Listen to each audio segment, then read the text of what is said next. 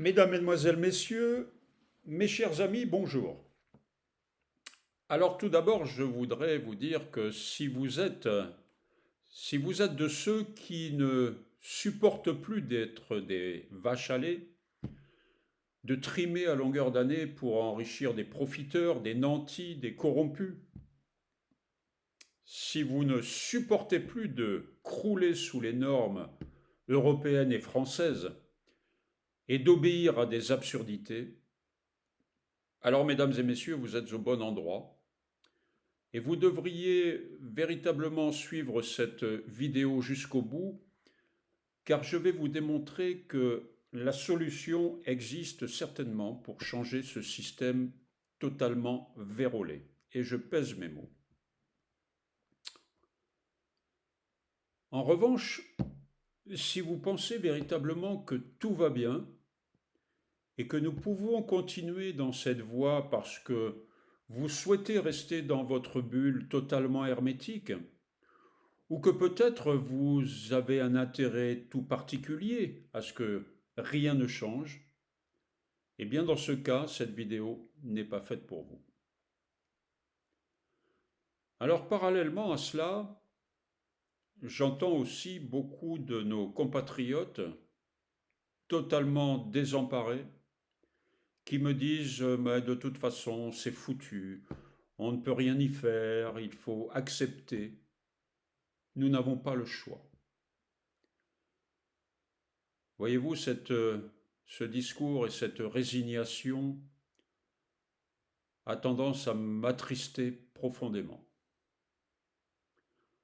Alors toutefois, et heureusement, force est de constater que des millions de Françaises et de Français affirment à juste titre eh bien, que nous ne pouvons plus continuer dans cette voie mortifère, que nous ne devons plus accepter cette décadence sciemment organisée par nos élites pour signer la destruction de notre belle nation.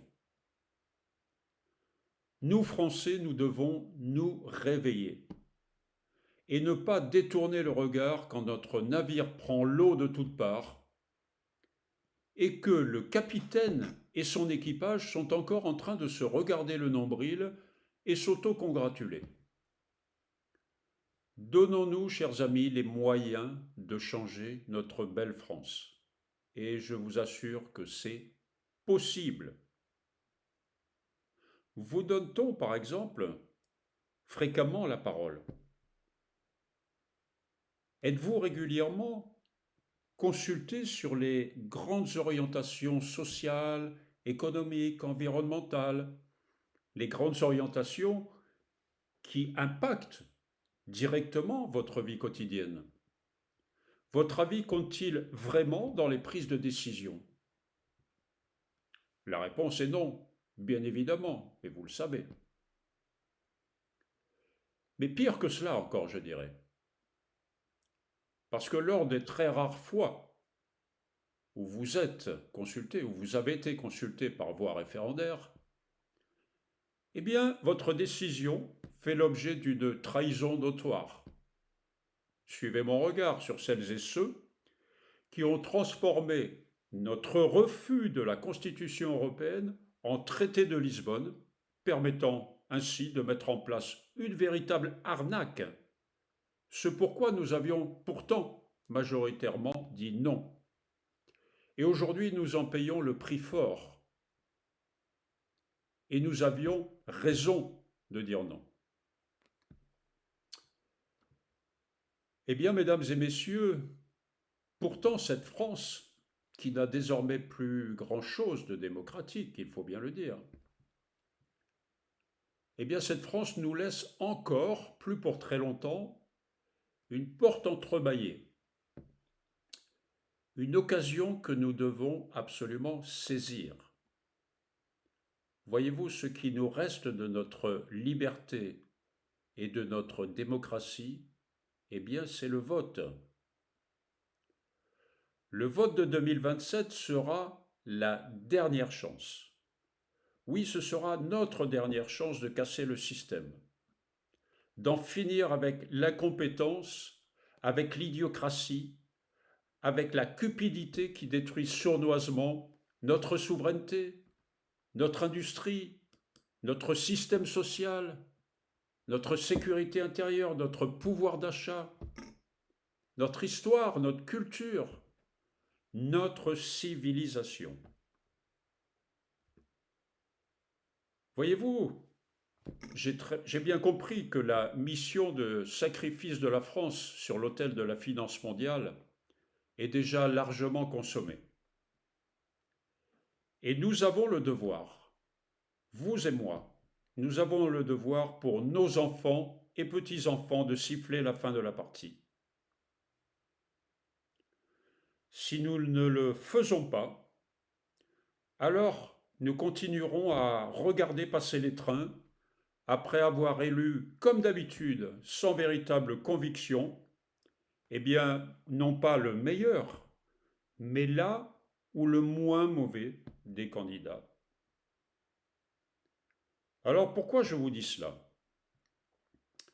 Eh bien, voyez-vous, j'entends ça et là certains élus de gauche comme de droite nous expliquer oui, si je suis élu président, je ferai ceci, je ferai cela, je remettrai de l'ordre dans les finances publiques, je contrôlerai l'immigration, je lutterai contre les trafics, etc., etc., etc. Eh bien non, non, vous ne ferez rien.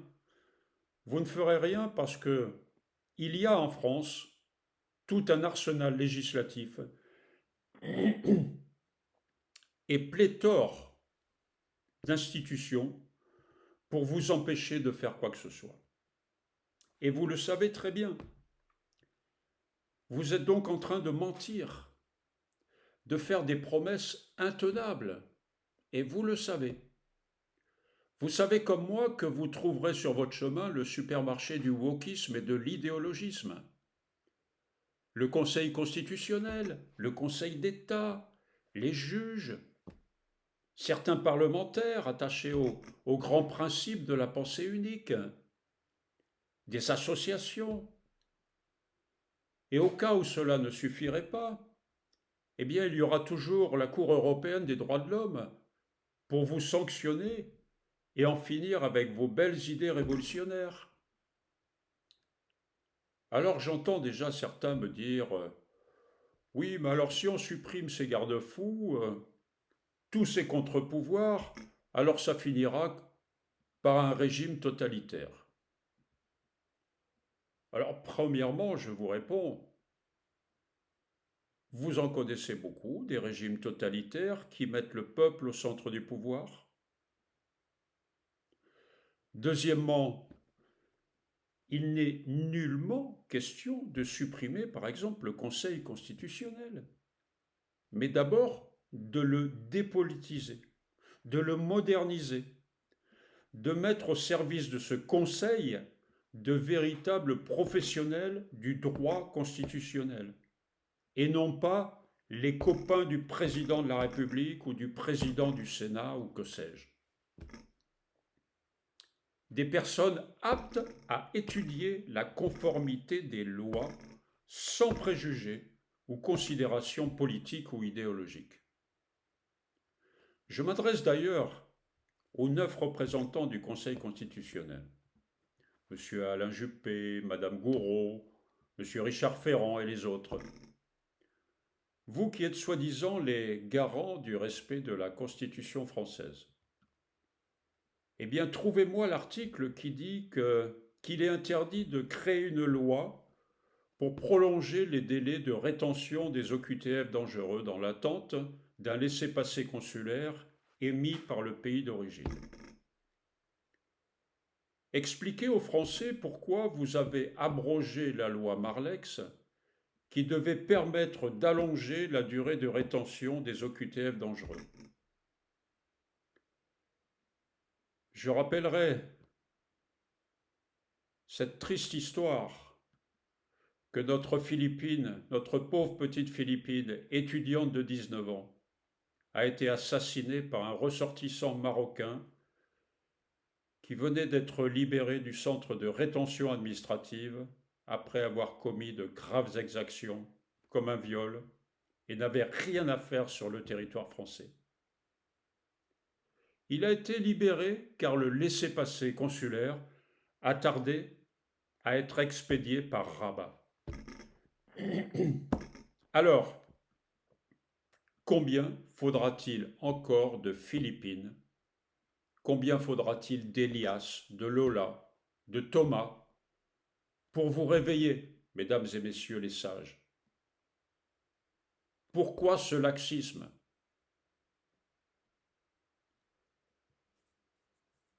Eh bien, dans ce contexte, voyez, mesdames et messieurs, mes chers amis, dans ce contexte où tout est verrouillé, bloqué, entravé, moi je propose autre chose. Ou plutôt je suggère autre chose. Je suggère de créer la 6e République, car la 5e est morte, inutilisable, obsolète. C'est une république d'un autre temps, avec une constitution qui n'est plus en phase avec notre société d'aujourd'hui. Une constitution qui doit faire l'objet d'un toilettage complet avec l'aval du peuple. Justement, une constitution qui remet le peuple au centre du pouvoir. Une constitution qui ne donne pas toute prérogative et toute autorité à une petite poignée d'individus qui décident tout pour plus de 60 millions de Français. Une constitution qui rétablit notre souveraineté, qui ne se mentionne pas, par exemple, que les traités européens, les traités internationaux, mais tout particulièrement européens, sont de fait supérieurs aux droits des nations. Une constitution qui ne permet plus au chef de l'État de se maintenir au pouvoir quoi qu'il en coûte lorsque le peuple de France considère qu'il doit partir. Je le dis et je le redis, rien ne pourra se faire sans un changement profond de logiciel. Il faut faire un reset, vous savez, un off-on. Si besoin, on éteint la machine et on rallume la machine. Mais on ne rallume pas la machine pour faire les mêmes erreurs. On rallume pour faire 1000 fois mieux si possible. On rallume pour redonner au peuple de France la fierté, le plaisir d'être français, pour redonner à notre beau pays sa grandeur d'antan, son rayonnement à l'international, sa capacité à reconquérir des marchés perdus, sa capacité à se réinventer. Et voyez-vous, mes chers amis, ce n'est pas qu'un vœu pieux de ma part, mais c'est un vœu, je vous assure, réalisable, si nous le souhaitons tous.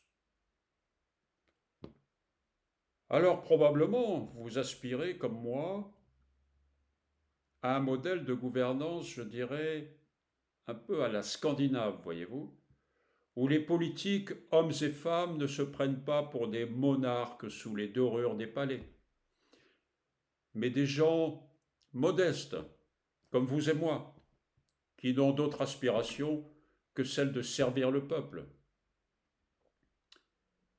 Vous aspirez aussi certainement à un régime politique inspiré en partie de celui de Javier Milei. Je dis en partie car il est vrai que certaines de ces méthodes peuvent être contestables. Vous savez, ce président argentin qui en moins d'un an a réussi à réduire la dette abyssale de son pays en luttant contre la corruption endémique entretenue depuis des décennies par le régime péroniste. Ce président qui a sorti des milliers de personnes de la pauvreté et se voit aujourd'hui félicité par les membres du Fonds monétaire international. Comme quoi, quand on veut, on peut. Et surtout, lorsque le peuple le veut. Alors en France, qui pourra faire ce tour de force? Qui aura la confiance des Français pour franchir ce pas?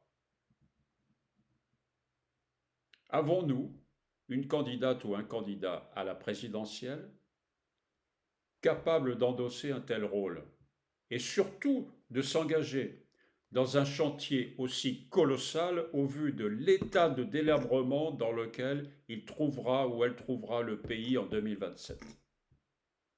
Existe-t-il une femme ou un homme différent, intègre, prêt ou prêt à servir la France avec loyauté et honnêteté?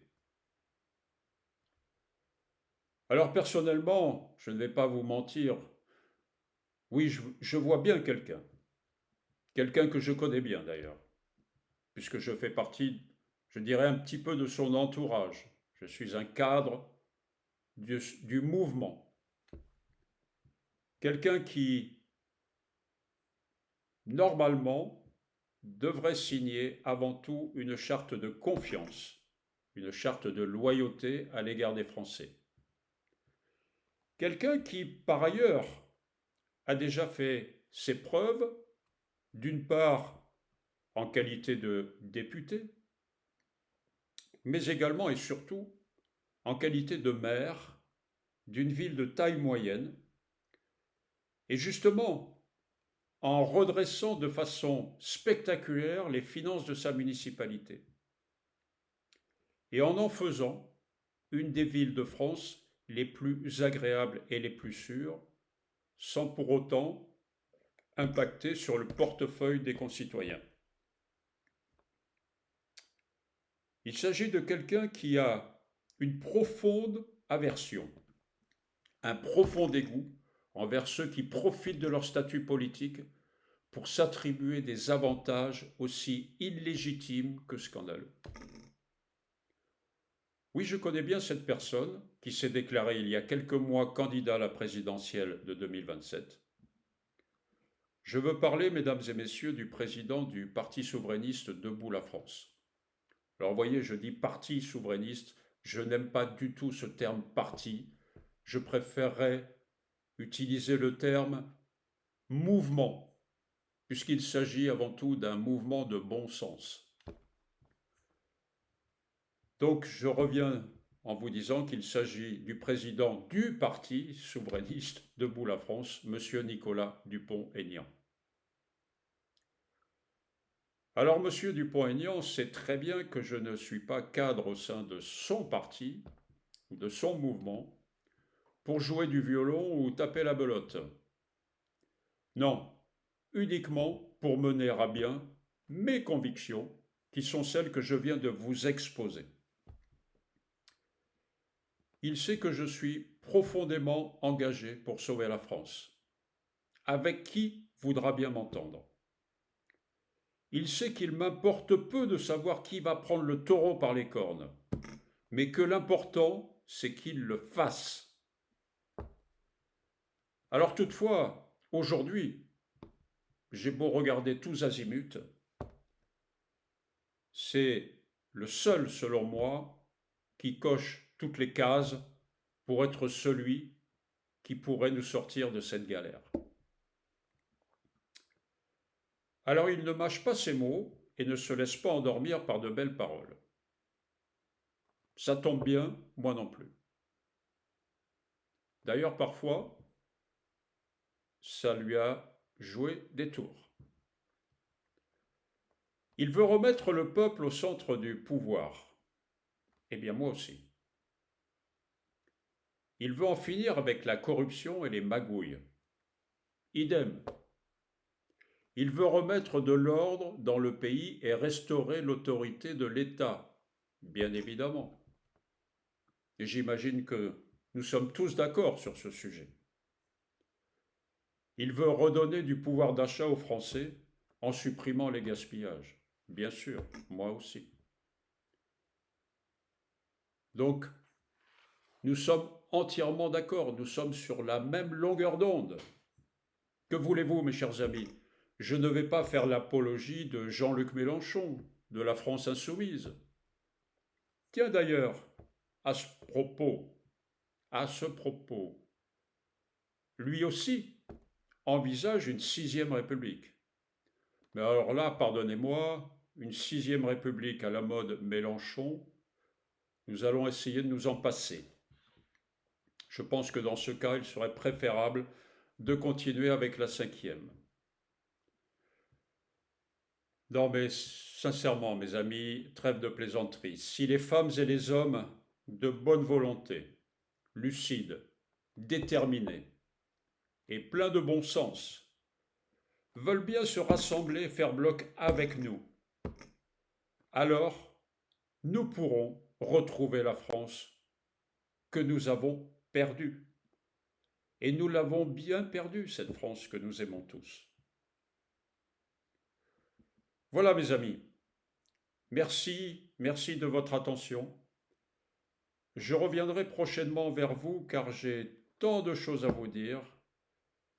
Et d'ici là, j'aurai certainement de nouvelles informations à vous communiquer.